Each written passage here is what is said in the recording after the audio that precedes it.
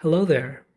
So I've been working on designing a guitar tube amp and wanted to share an update on my progress.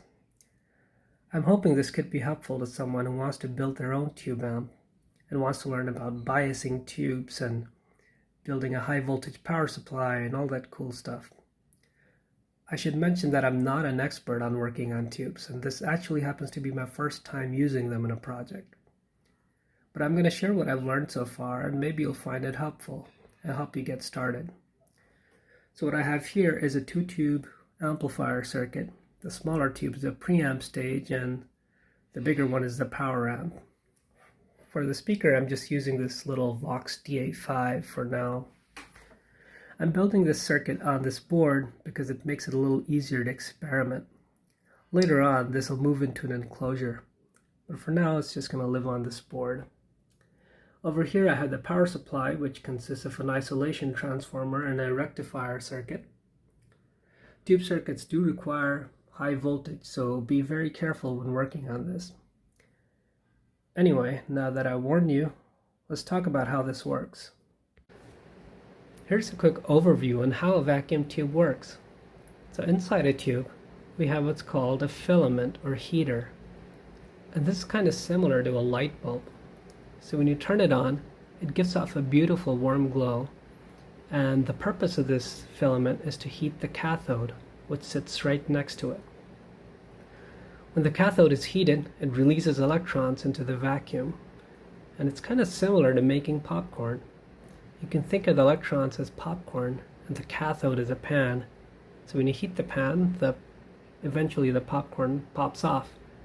And in the case of electrons, since they're negatively charged, they want to go towards something that's positively charged. And in this tube, that's the plate, which sits at a high DC voltage. Between the plate and cathode, we have the grid, which is a wire mesh, and it has gaps in between. So electrons can kind of pass through it. If you keep the grid at a voltage that's lower than the cathode, it's going to push electrons away from it, keeping them from getting to the plate. So you can kind of see how a vacuum tube can amplify a signal. Small changes in the grid voltage can create large changes in the current flow between the plate and cathode. So now let's talk about how we can get a high DC voltage on this plate. The power supply is a simple bridge rectifier circuit. I'm not going to get into the details of how this works because there are lots of videos on YouTube on this topic. I have a 1:1 isolation transformer, which I added for safety reasons, and it isolates the 230 volts coming from the outlet and gives me an isolated 230 volts on this side, which goes through these diodes and it's converted to DC, and there's a smoothing capacitor here. I added a 10 ohm thermistor here to limit the inrush current when the circuit is first powered up. So initially this thermistor has a 10 ohm resistance, and once it heats up, the resistance drops. This capacitor can hold a charge for a very long time, so it's very dangerous. So I added this circuit here, this LED circuit, to drain this capacitor. It has a very high 100K resistor and a red LED.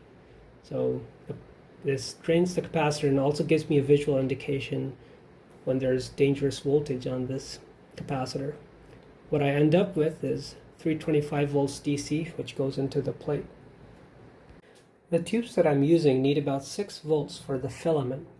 And I didn't have a 6-volt transformer handy. So what I ended up doing was I used a 230 to 9-volt step-down transformer, and I feed that into a bridge rectifier, which gives me 12 volts DC, which then goes through a buck converter, and I adjust it so that I get about 6 volts DC. It's probably more complicated than it needs to be, but it is what it is. So here's the datasheet of the vacuum tube I'm using for the power amp. It's an old Soviet tube from the 1960s, and this datasheet has lots of useful information that we need for using it.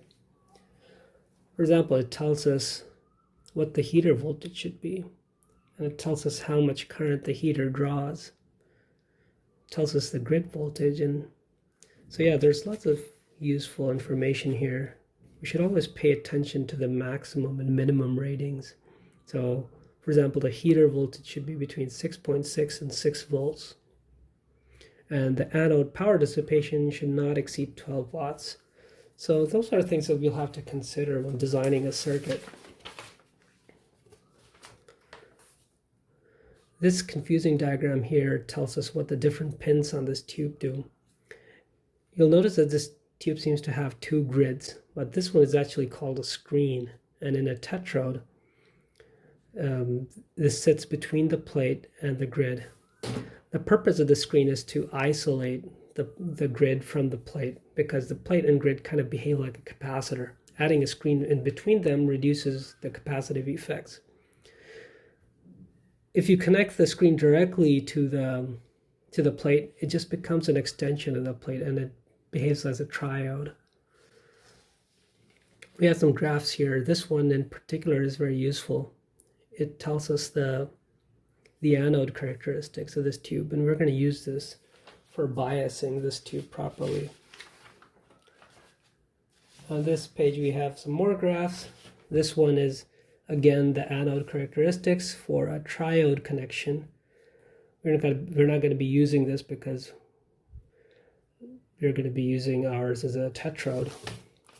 This tells us the load that this tube expects, and we can see that between 4 to 6 kilo ohms we get the maximum power from this tube. So those are the things that we'll have to consider, and we'll talk more about it later. But first let's talk about biasing. Here's the biasing configuration. So in tube circuits, the grid is typically kept at a lower voltage compared to the cathode. The datasheet for the tube that I'm using suggests keeping this grid at around negative 12 volts. But how are we going to get a negative voltage when our power supply doesn't have a negative voltage output? Well, we do that through a simple circuit arrangement. We tie the grid directly to ground through a large resistor, typically a couple hundred kilo ohms to a mega ohm. And we add a resistor on the cathode. So what happens is, when current flows through this tube, a voltage develops across this resistor, making the cathode more positive compared to the grid, which is because the grid is sitting at 0 volts. Or you can also say that the grid becomes negatively charged compared to the cathode, depending on how you look at it. The value of this cathode resistor and this anode resistor is what sets the biasing. And we're going to talk about how to determine those values in a bit. This is the actual setup I have on the power amp. Since this is a tetrode, it has a screen, and the screen has to be set to around 250 volts. And I do that by tying it to the supply voltage through a drop resistor. I'm using a 39 kilo ohm resistor here. And the grid is tied to ground through a large 470 kilo ohm resistor. The output from the preamp stage goes into this grid. The cathode, again, has a resistor, but you'll notice that I added a capacitor across it. And this is done so that any AC voltage that appears here gets filtered out to ground, and that doesn't disturb our biasing, and that helps improve the gain. On the anode, I have the anode resistor, and it goes through a transformer which connects to a speaker. Now the reason we have this transformer is because this tube can't directly drive an 8 ohm speaker. That's too small a load. So if you look at the data sheet, it suggests a load somewhere between 4 to 6 kilo ohms. So what we do here is we use a 25:1 turns ratio transformer, which translates or transforms this 8 ohm load and makes it appear as a 5 kilo ohm load to this tube. So the tube thinks it's driving a 5 kilo ohm load when in reality it's an 8 ohm speaker. To determine the impedance transformation, you just square the turns ratio. So 25:1 becomes 625:1. If you do the math, you'll find that this 8 ohm becomes 5 kilo ohms. This is the transformer that I'm using. It has multiple taps, and I'm using the ones that give me that 25:1 turns ratio. So now let's talk about how to determine the values of the cathode and anode resistors. To determine the biasing point, we have to use this graph from the datasheet. So on the horizontal axis, we have the plate voltage, and on the vertical axis, we have the plate current in milliamps. These lines represent different grid voltages, and this line is the maximum plate dissipation. So that's about 12 watts, and we would never want to go beyond that line. So the biasing spot could be somewhere over here, probably not in a place where the line is very curvy, because you're going to get lots of distortion unless that's what you're looking for. And also it shouldn't be very close to the ends because you're going to get clipping. I want the amp to sound pretty clean, so I'm probably going to bias it on this line, somewhere where it's not very curvy. So maybe somewhere over here. So what I'm going to do is I'm going to consider two situations. So the first one is, what is the plate voltage going to be when this tube is completely off? Well, in that case, if this tube is off, the plate's going to be sitting at whatever the supply voltage is, so 325 volts. And let's ignore this cathode resistor for now and think about what's going to happen if this tube is completely on and there's no resistance through it. Well, in that case, the only thing that's limiting current is this anode resistor, and the current through it is going to be this voltage divided by whatever this resistance is. So if you plot these two lines on the graph, you're going to get the DC load line. So let's look at that here. So 325 volts is going to be somewhere over here, and the line that we want is going to be maybe something like this, because it passes through this portion of this line. So let's draw that. Now to determine the anode resistor, we have to divide this voltage by this current, and you could use a calculator to do that, or you can use a slide rule. Somehow using a slide rule seems very appropriate when working on tube circuits. So we divide 325, it's probably somewhere around here, by the current 120 milliamps.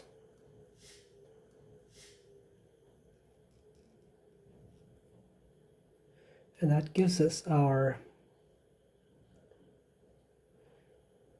anode resistor, which is around, let's see, it's about 2.7K. So this resistor here should be 2.7K. To determine the cathode resistor, we have to find where this line intersects with our grid voltage line. So we want negative 12.5 volts on the grid. So this is where we want to be. Now, to get negative 12.5 volts on the grid, we just need to make the cathode 12.5, because the grid is already set to 0. So we can see from here that when we're at 12.5 volts on the grid, we're going to have about 40 milliamps of current through the tube. So it's just a matter of applying Ohm's law. 12.5 divided by 40 milliamps. So let's do that. 12.5 divided by 40.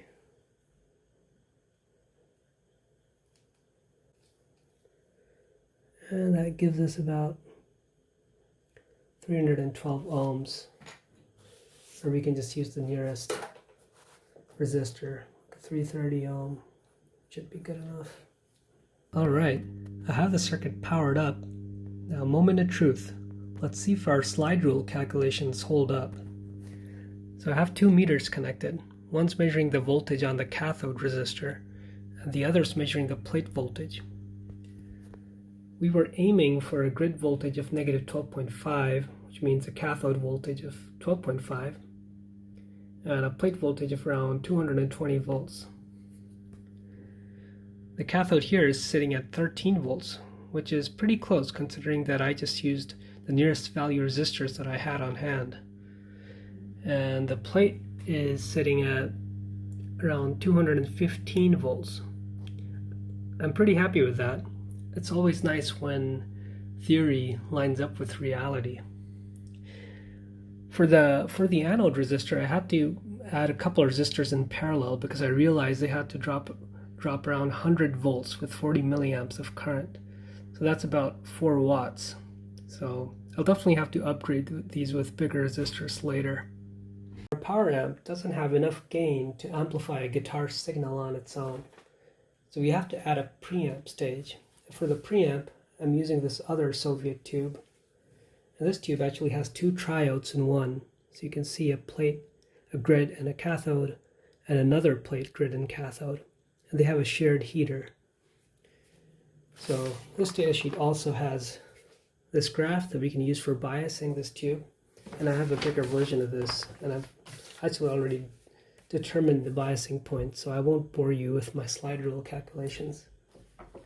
So I'm going to bias this tube at around negative 1 volt on the grid and about 165 volts on the plate with about 1.6 milliamps of current. Here's the circuit for the preamp stage. I've drawn the two triodes separately, but actually it's inside one tube. The output from the guitar goes into the grid of the first stage, and I added a resistor here. It's called a grid stop resistor, and it prevents oscillations because the preamp has a lot of gain.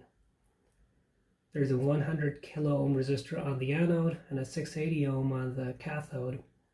You'll notice I didn't add a bypass capacitor across this resistor, and that's because I realized the preamp has a lot of gain and I don't really need that capacitor. The output from the first stage goes into the grid of the second stage through a potentiometer, which lets me set the volume. The output from the second stage goes into the power amp through a decoupling capacitor. You'll notice I added a resistor and capacitor over here, and this just works as a low-pass filter.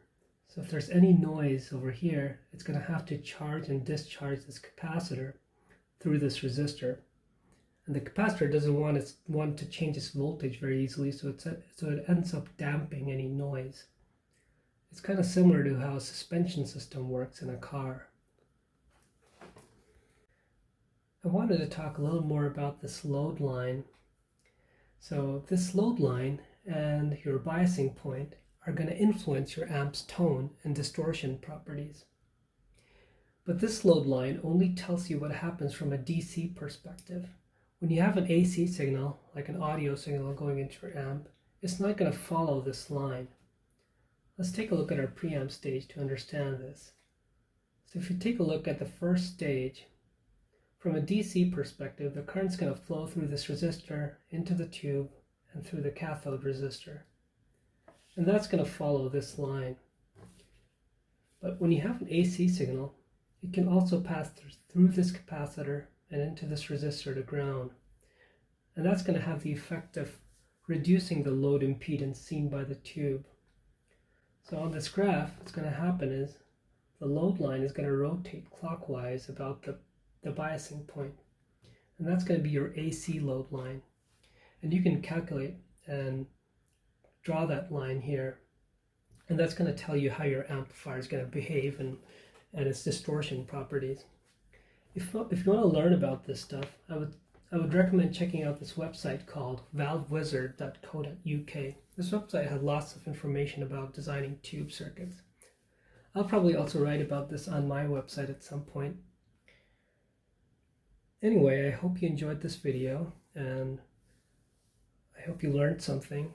I'll probably make a follow-up video at some point, so stay tuned.